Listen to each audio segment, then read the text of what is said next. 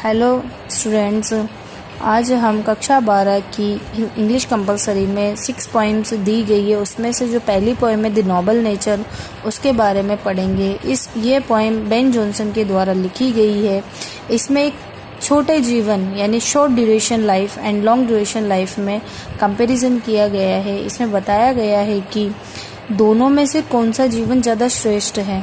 एक पेड़ और एक पौधे के माध्यम से इसमें तुलना की गई है कि कौन सा जीवन श्रेष्ठ हो सकता है हमारे लिए। तो चलिए हम स्टार्ट करते हैं। It is not growing like a tree in bulk don't make man better be और स्टैंडिंग लॉन्ग एन ऑक 300 years to fall a log at last dry, bald and sheer. It is not growing like a tree in bulk यानी in bulk यानी पेड़ के समान लंबे वृद्धि करने से डोथ मैन बेटर भी वह व्यक्ति को मनुष्य को श्रेष्ठ नहीं बनाता और स्टैंडिंग लॉन्ग एन ऑक 300 years और एक ओक यानी ताड़ के वृक्ष के समान 300 साल तक खड़े रहने के बाद to fall a log at last dry bald and share यानी 300 साल खड़े रहने के बाद अंत में एक सूखे पत्ते विहीन और मुरझाए हुए लकड़ी के लट्ठर के समान गिर जाता है।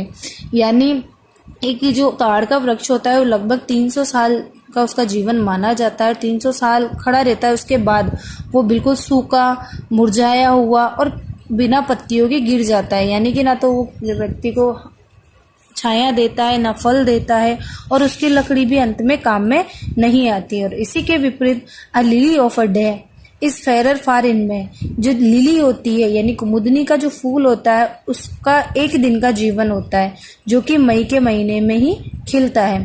Although it fall and die that night यद्यपि ये उसी रात को मुरझाकर मर जाता है। It was the plant and flower of light यह एक पौधा होता है और प्रकाश रूपी फूल होता है।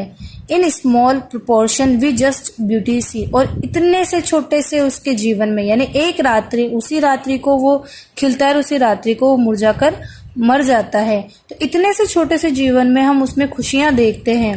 And in short measures life में परफेक्ट भी और इतने छोटे से मापन में यानी इतने से छोटे से समय में जो जीवन होता है वो संपूर्ण हो सकता है।